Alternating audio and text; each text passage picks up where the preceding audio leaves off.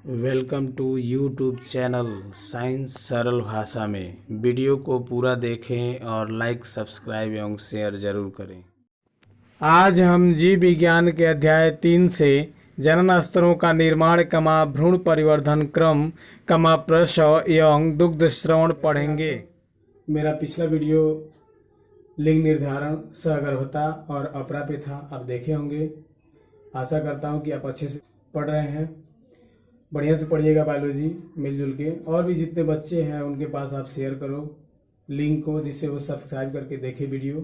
आज का मेरा हेडिंग होगा जन्म स्तरों का निर्माण, जर्म्स लेयर। जर्म लेयर्स जो है, जन्म स्तरों का निर्माण ये कैसे होता है? जब सहगर्भता हो जाती है, यानी कि जब यहाँ युग्मनज बनता है, ये मादा जनन तंत्र है। मादा जनन तंत्र में जो युग्मनज होता है वह कहाँ बनता है? निषेचन के बाद फैलोपियन ट्यूब में, यानी अंडवाहिनी में, जो अंड नलिका होती है। और यहाँ से ये सीधे चलता हुआ धीरे धीरे भ्रूण विकास करता है। युग्मनज से भ्रूण, भ्रूण से धीरे धीरे और विकसित होता हुआ इसका इम्प्लांटेशन, अंतरोपण होता है, जिससे सहगर्भता पूर्ण होती है। तो यहाँ पे आप देखोगे, यहाँ पे जब अध्यारोपण हो जाता है, अंतरोपण, तो उसके बाद से इसमें लगातार भ्रूण में वृद्धि होती है। और ये जो परत है वो कौन परत है? ये परत भ्रूण गर्भाशय के अंतः स्तर होता है। गर्भाशय अंतः स्तर, गर्भाशय अंतः स्तर, ये गर्भाशय का अंतः स्तर होता है, जिसका एक लेयर इस भ्रूण को ढक लेता है। भ्रूण जैसे विकास करता है, वृद्धि करता है, तो अपने आप इसमें जो मौजूद सेल होते हैं वो सेल धीरे धीरे परतों में बंटने शुरू हो जाते हैं, जिससे विभिन्न अंगों का, अंग तंत्रों का, ऊतकों का निर्माण होने लगता है। तो सबसे पहले होता क्या है कि जो भ्रूण के सेल होते हैं, ये सेल बीच में एकदम अंदर के तरफ एक गोलाकार रचना बनाते हैं, और रचना बनाकर एकजुट कुछ सेल हो जाते हैं, और शेष सेल जो होते हैं अलग होने लगते हैं। ये जब एकजुट होते हैं, जब एक में ये पूरे एक जगह पे हो जाते हैं, इसको बोला जाता है, दोनों एंडोडर्म लिख दिए हैं।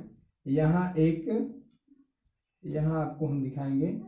यहाँ पे हमारा जो सबसे आंतरिक होता है उसको बोलते हैं, ये आंतरिक परत है, ये होता है हमारा एंडोडर्म। क्या होता है? एंडोडर्म। तो आप यहाँ देखोगे कि सबसे आंतरिक जो परत बनता है इस भ्रूण के ऊपर, उसको बोलते हैं एंडोडर्म। उसके बाद का जो मध्य परत ये है ब्लू कलर से, उसको बोलते हैं मेसोडर्म, और जो लास्ट परत होता है उसको बोलते हैं एक्टोडर्म। तो जब पहला परत बन जाता है, ये परत किस लिए बनता है मैं अभी बताया हूं। ये परत बनता है ताकि भ्रूण का विकास हो सके, उसमें ऊतक, अंग, अंग तंत्र बन सके। ठीक है, तो यहाँ पे जो पहला परत बनता है, इस परत के बाद जो शेष सेल बचते हैं, उस सेल द्वारा भ्रूणिक पिंड बनता है। इस भ्रूणिक पिंड ये बिल्कुल पहले परत से, एंडोडर्म से अलग हो जाता है। जब एंडोडर्म से अलग होता है तो द्वितीय परत का निर्माण करता है। द्वितीय परत का निर्माण करता है, इसको बोलते हैं मेसोडर्म। और उसके बाद जो कुछ सेल बच जाते हैं, ये तृतीय परत का निर्माण करते हैं, तृतीय जनन स्तर का निर्माण करते हैं, जिसे हम बोलते हैं एक्टोडर्म। ठीक है, और इन सब में एक सेल होता है, विशिष्ट सेल, जो तीनों परतों का निर्माण करता है, और वो सेल आगे चलकर सभी ऊतकों के निर्माण के लिए उत्तरदायी होता है, सभी अंग, अंग तंत्रों के निर्माण के लिए उत्तरदायी होता है। उस सेल का नाम है स्टेम सेल। उस सेल का नाम है स्टेम सेल। ये तीनों जन्म स्तरों में क्या होता है? उभयनिष्ठ होता है। ये तीनों जन्म स्तरों में पाया जाता है, और इन्हीं सेलों से ये ऐसा विशिष्ट सेल है, ऐसे कहा जाता है कि विशेष प्रकार के सेल मिलकर एक ऊतक का निर्माण करते हैं, और प्रत्येक ऊतकों के सेल अलग अलग होते हैं। जैसे ये नाक जो है, नाक की जो रचना बनी है, जिस ऊतक से ये नाक अंग बना है, इसके बनने में जिस ऊतक के सेल लगेंगे वो सेल आंख के सेल से भिन्न है। किससे सेल से? आंख के सेल से भिन्न है। बट ये दोनों सेल भिन्न है, लेकिन इन दोनों अंगों या अंगों के ऊतकों के निर्माण में स्टेम सेल हिस्सा लिया है। कौन सेल? Stem cell. क्योंकि स्टेम सेल ऐसा सेल है जो सभी के निर्माण में भाग लेता है। ये एकदम प्रारंभिक दौर से शुरू होता है, एकदम प्रारंभिक समय से ये रहता है और सभी ऊतकों के निर्माण में भाग लेता है। आगे आप बढ़ोगे तो ये जनन स्तर हमारे 3 जनन स्तर कुल होते हैं। एक्टोडर्म अंतः स्तर जो एकदम आंतरिक होता है, जो अंदर के अंगों का निर्माण करता है, वो हम आगे बता रहे हैं इसके बाद कि किस जनन स्तर से किस अंग का निर्माण होता है। अभी बताएंगे हम किस जनन स्तर से किस अंग का निर्माण होता है। बीच में स्क्रीनशॉट भी लेते रहे आप, ताकि स्क्रीनशॉट ले लेंगे तो नोट्स बनाने में दिक्कत नहीं होगा, ठीक है। उसके बाद से मीसोडर्म होता है मध्य जनन स्तर। इस मध्य जनन स्तर से मध्य के कुछ अंग जो होते हैं शरीर के निर्माण होते हैं। उसके बाद से एक्टोडर्म होता है जिसे त्वचा का निर्माण, मस्तिष्क का निर्माण, इस तरह से कई अंगों का निर्माण होता है। ये तीनों जनन स्तर मिलकर एक पूरे शिशु के सारे अंगों की रचना, अंग तंत्रों की रचना करते हैं, चाहे वो अंग आंतरिक हो या बाह्य हो। सभी बाल का, रोम का, पाचन तंत्र, जननांग, श्वसन तंत्र सबका निर्माण करते हैं। अब आपको हम बताएंगे कि कौन जनन स्तर से कौन कौन से अंग, कुछ महत्वपूर्ण अंग का नाम रखेंगे और उनका निर्माण होता है, ठीक है। तो ये इसको आप समझ लीजिएगा कैसे होता है, फिर रिपीट करके देख लीजिएगा। जनन स्तर का निर्माण कब होता है, एक बार फिर मैं रिपीट कर दे रहा हूं। जनन स्तरों का निर्माण तब होता है कि जब निषेचन के बाद बना युग्मनज से भ्रूण का विकास जब होता है और उस भ्रूण का जब अंतरोपण हो जाता है, सहगर्भता हो जाती है, ठीक है।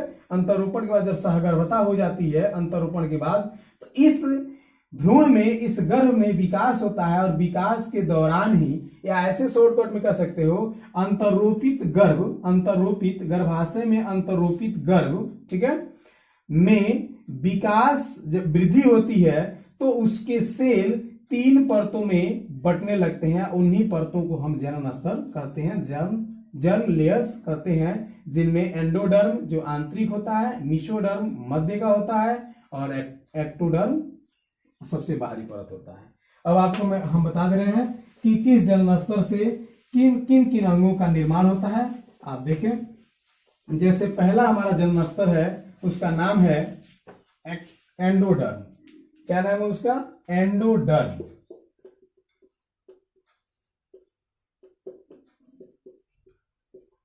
अब इस एंडोडर्म से किन किन जनन स्तरों का अंगों का निर्माण होता है। एंडोडर्म से आप देखिएगा, आहार नाल का निर्माण होता है। यह आहार नाल प्रारंभिक निर्माण है एंडोडर्म द्वारा, बाद में ये पाचन तंत्र के रूप में विकसित होता है। किस रूप में? पाचन तंत्र में, जिसमें विभिन्न ग्रंथियां भी मिल जाती हैं, विभिन्न अंग मिलते हैं और ये सभी मिलकर पाचन तंत्र का निर्माण करते हैं। उसके बाद से श्वसन तंत्र का निर्माण होता है। किसका निर्माण होता है? श्वसन तंत्र का, ठीक है।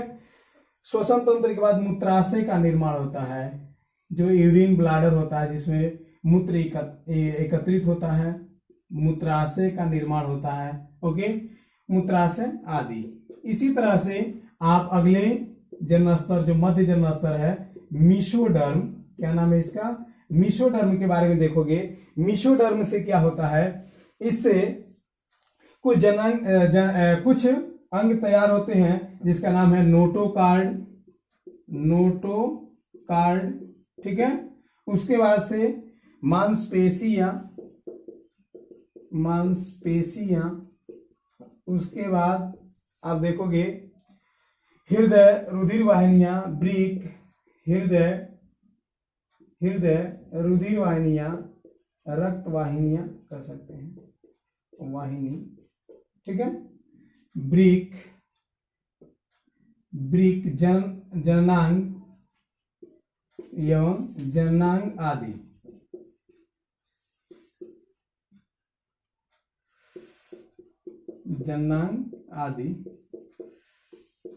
ठीक है। इसी तरह से ये पहला हो गया, दूसरा और ये तीसरा जो जनन स्तर होता है, जिसका नाम होता है एक्टोडर्म, ठीक है।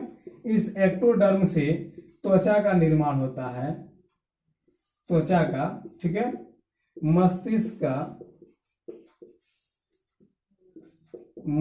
का, ठीक है।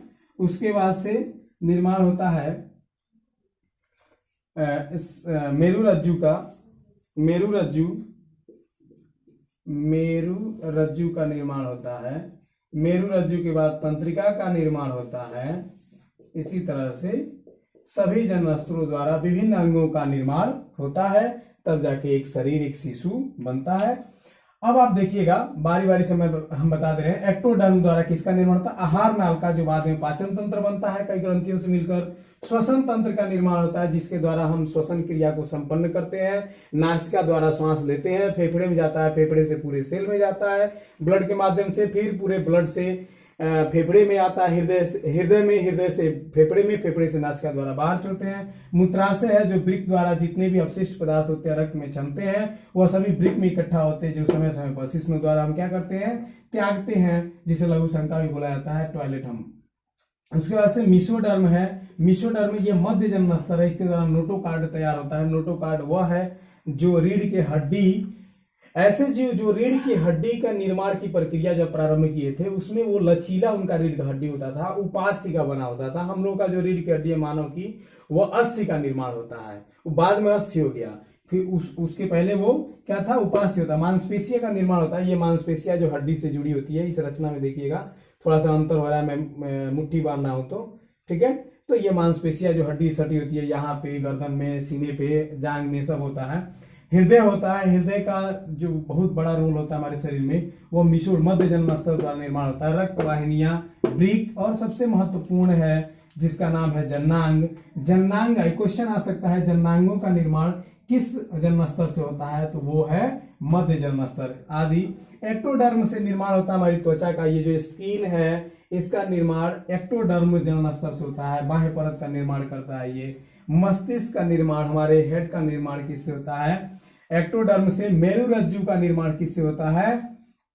एक्टोडर्म से। और तंत्रिका का निर्माण जो संवेदनाओं को हमारे मस्तिष्क तक पहुंचाती है, जैसे हवा बह रहा हो, कहीं चींटी काट दे, या कोई किसी भी चीज का स्पर्श हो, तो उसकी अनुभूति किसके द्वारा होती है? तंत्रिका द्वारा होती है। ठीक है, तो इस तरह से आप देखोगे सारे अंगों का निर्माण इन्हीं तीन जन्मास्त्रों से होता है। और इन तीनों जन्मास्त्रों में कौन सेल एक कॉमन होता है जो भाग लेता है, जिसका नाम है स्टेम सेल। ये क्वेश्चन आ सकता है, एक ऐसे सेल का नाम बताइए जो सभी ऊतकों में पाया जाता है, सभी अंगों में पाया जाता है, सभी अंगतंत्र में पाया जाता है, उसका नाम है स्टेम सेल। या ऐसा सेल जो एकदम निर्माण प्रक्रिया का आरंभ से वह काम कर रहा हो, उसकी उपस्थिति आरंभ से हो, उसका नाम है स्टेम सेल। ठीक है, ये एक विशिष्ट सेल होता है। इसी के साथ में ये हेडिंग खत्म होता है।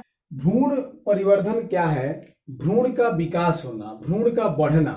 भ्रूण कैसे बढ़ता है? एक एक क्रम से, मतलब कि कहने का ये है कि क्रम, जैसे दिन रात या सप्ताह में या महीने में उसका विकास कितना होता है, कब कब उसके अंग बनते हैं, अंगतंत्र बनते हैं, पैर कब बनता है, हृदय कब बनता है, फेफड़ा कब बनता है, मस्तिष्क कब बनता है। इस तरह से लगातार रोम बाल, सिर पर बाल कब आते हैं, ऐसे लगातार उसका विकास कब से कब तक होता है, गर्भ कब तक पूर्ण हो जाता है। तो भ्रूण परिवर्धन में यही सब बातें आती है कि वो जिस दिन से निषेचन होता है उसी दिन से लगातार समसूत्री विभाजन द्वारा बढ़ने लगता है, और प्रथम माह में ही उस बच्चे का हृदय बन जाता है। किस माह में? प्रथम माह में ही उस बच्चे का हृदय बन जाता है।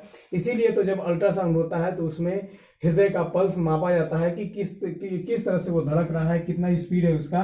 दूसरे मासांत यानी दूसरे माह के अंत तक उस बच्चे का देखिए कितना फास्ट विकास हो रहा है, कितनी तेजी से मानव में जो शिशुओं का विकास होता है गर्भ में। दूसरे मास के अंत में पाद एवं अंगुलियां बन जाते हैं, उसके पैर बन जाते हैं, पैर की रचना हो जाती है, पैर में अंगुलियां भी निकल आती हैं। तीसरे माह के अंत में लगभग सभी अंगतंत्र विकसित हो जाते हैं। सभी अंगतंत्र का मतलब पाचन तंत्र, उत्सर्जन तंत्र, श्वसन तंत्र, ये तमाम अंगतंत्र विकसित हो जाते हैं। उसके बाद से पांचवें मास के अंत तक गर्भ की प्रथम गतिशीलता मालूम चलती है। सिर पर बाल उगाते हैं। प्रथम गतिशीलता का मतलब होता है कि पांचवें मास के अंत में, पांचवें माह के अंत में बच्चा चलने लगता है, घर में मूव करने लगता है। और जब मूव करता है तो मादा को यह एहसास होता है कि हमारे गर्भ में, हमारे उदर में बच्चा गति कर रहा है, ये एहसास उसको होता है। वह धीरे धीरे पैर चलाता है, या सारे बॉडी में उसका वो गति आ जाती है 5वें मास के अंत से। 6वें मास के अंत में पूरे शरीर पर उसके रोम आ जाते हैं, आंख की पलकें खुल जाती हैं और भौवे निकल आते हैं। आंख की पलकें खुल जाती हैं, आंख की जब पलकें खुल जाती हैं पूरे शरीर पर रोम आ जाते हैं और उसके बाद से भौवे जब निकल आते हैं, इसका मतलब कि उसका विकास पूर्ण हो जाता है। किस मास के अंत में? 6वें मास के अंत में। और आप देखोगे कि गर्भ पूरा कितने मास में होता है? 9.5 माह में, यानी 9.5 माह में गर्भ पूर्ण होता है। इसका मतलब 3 से 3.5 माह तक, 3 से कितने? 3 माह या 3.5 माह लगभग बच्चा मां के गर्भ में पूर्ण विकसित होकर उसके हाव भाव को, उसके परिवेश को, उसके वातावरण को, उसके खान पान को सारा आकलन करता है 3.5 माह तक। और तब जब प्रसव होता है तो बच्चा इस वातावरण के, अपने माँ के माहौल में, अपने परिवार में जीने के लायक होता है। तभी तो वो समझ पाता है, या किसी वातावरण में, जिस वातावरण में मादा रही हो उस वातावरण में वो जीने के लायक होता है। चाहे वो गर्म प्रदेश हो, ठंड प्रदेश हो, कोई प्रदेश हो, कोई क्षेत्र हो, वहां माँ रहती है, वो जो माँ के गर्भ में बच्चा है उसके अनुकूल हो जाता है। वो 3.5 माह में सारा वो कर लेता है, अपने शरीर को उसके लायक बना लेता है। प्रकृति भी उसकी मदद करती है, प्रकृति सारा चीज करती है और वो हो जाता है प्रसव के बाद उस वहां जीने लायक वो रहता है। ठीक है, तो इस तरह से भ्रूण परिवर्धन में आप देखिएगा, भ्रूण परिवर्धन क्रम में भ्रूण कैसे बढ़ता है। ठीक है, प्रथम माह में हृदय, दूसरे माह में पाद अंगुलियों का विकास, तीसरे माह के लगभग अंत में सभी अंग तंत्र विकास हो जाते हैं, 5वें मास के अंत में गर्भ की प्रथम गतिशीलता, सिर पर बाल उगाते हैं, 6वें मास के अंत में पूरे शरीर पर रोम, आंख की पलकें खुल जाती हैं, भौवे निकल आते हैं और 9.5 माह में बच्चा पूरा विकसित हो जाता है, गर्भ पूर्ण हो जाता है। उसके बाद से हमारा अगला हेडिंग भी आ जाता है, जिस हेडिंग का नाम है प्रसव। प्रसव में आप देखिएगा यहाँ पे कि ये प्रसव 9.5 माह में गर्भ पूर्ण हो जाता है, लगभग 9.5 माह, 9 माह भी होता है, 9 माह कुछ दिन ऐसे चलता रहता है। तो 9 माह में जब गर्भ पूर्ण हो जाता है तो एक हार्मोन होता है, यह हार्मोन गर्भ में क्या करता है? गर्भ में एक इस हार्मोन का प्रभाव होता है, गर्भ में संकुचन होता है, सॉरी गर्भ में नहीं, गर्भाशय में, गर्भाशय में संकुचन होता है और इसी संकुचन से वह गर्भ योनि द्वारा क्या होता है? शरीर के बाहर निकलता है, जिसे क्या बोलते हैं? प्रसव बोलते हैं। अब आप देखिएगा, आराम से समझिएगा, जब गर्भ पूर्ण हो जाता है कितने माह में? 9.5 माह में, तो एक हार्मोन स्रावित होता है, उस हार्मोन का नाम है ऑक्सीटोसिन। क्या नाम है? ऑक्सीटोसिन। और इस हार्मोन के द्वारा गर्भाशय में प्रभाव, जब वो हार्मोन डालता है तो एक संकुचन तय होता है और वह संकुचन इतना प्रभावशाली होता है कि वह गर्भ जो होता है ग्रीवा द्वारा, जब गर्भाशय का निचला जो द्वार होता है, ग्रीवा जिसे बोलते हैं, उस वह द्वार धीरे धीरे फैलता है और फैलने के बाद योनि के रास्ते से वह गर्भ बाहर आ जाता है शरीर के। जब गर्भ बाहर आता इसी को बोलते हैं प्रसव। तो पूर्ण गर्भ, जब गर्भ पूर्ण हो जाता, पूर्ण गर्भ जब होता है उसको प्रसव बोलते हैं, जब शरीर के वो बाहर आता है ऑक्सीटोसिन हार्मोन के प्रभाव से, गर्भाशय संकुचन द्वारा। ठीक है, तो आप समझ लिया प्रसव क्या है? प्रसव पूर्ण गर्भ, ठीक है, एक पूर्ण गर्भ का ऑक्सीटोसिन हार्मोन के प्रभाव से गर्भाशय संकुचन होने पर योनि द्वारा गर्भ से शरीर के बाहर निकलना क्या कहलाता है? योनि द्वारा गर्भ का शरीर से बाहर निकलना प्रसव कहलाता है। ओके, अब इसके बाद से हमारा अगला हेडिंग है, इस चैप्टर का लास्ट हेडिंग है दुग्ध श्रवण, लैक्टेशन। जब प्रसव हो जाता है, शिशु जन्म ले लेता है, तो आप देखिएगा कि शिशु के लिए प्रकृति ने मादा स्तन में भरपूर पोषा आहार संचित करता है।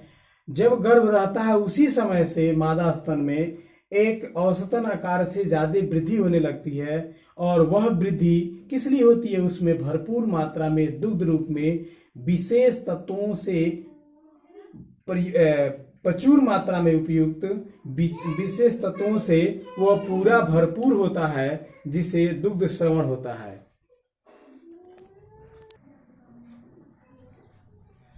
तो दुग्ध श्रवण, लैक्टेशन क्या है? आप देखिएगा, जब गर्भ रहता है उसी समय मादा स्तन में औसतन आकार से वृद्धि होने लगता है, यानी जो आकार रहता है पहले से उससे ज्यादा आकार होने लगता है।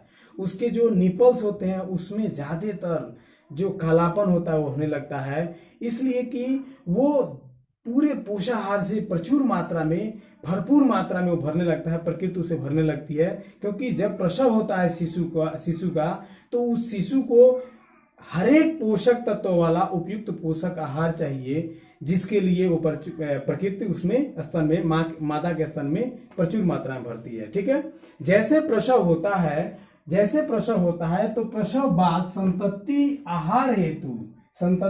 आहार हेतु शिशु के आहार हेतु मादा स्तन से दूध निकलना क्या कहलाता है? दुग्ध श्रवण कहलाता है। और यह दूध इतने उचित प्रयुक्त तत्व वाले होते हैं कि बच्चों को अति महत्वपूर्ण होता है देना, और इसके देने से अत्यंत लाभ होते हैं। बच्चे का हेल्थ जो होता है सही रहता है, और बच्चे में एंटीबॉडी विकसित होता है। बच्चे आइए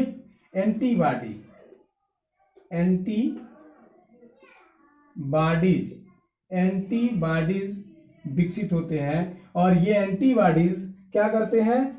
बीमारियों से लड़ने में शिशु को मदद करते हैं। ये एंटीबॉडीज क्या करते हैं? बीमारियों से लड़ने में शिशु को मदद करते हैं। ये बीमारी जो कोई भी बीमारी हो उससे लड़ने में मदद करता है ये एंटीबॉडीज, जो माँ के दूध में ऐसे तत्व होते हैं जो शिशु के शरीर में ये एंटीबॉडीज तैयार कर देते हैं, और वो बीमारी रहित होने लगता है, स्वस्थ जीवन जीने लगता है। बहुत सारी बीमारियों से वो लड़कर अपना जीवन स्वच्छ रखता है। क्यों? माँ के दूध से जो उसके शरीर में एंटीबॉडीज बने हैं। और इसके बाद से एक और बात है कि दूध जो होता है वह कुछ माह तक पिलाना चाहिए, कुछ माह तक।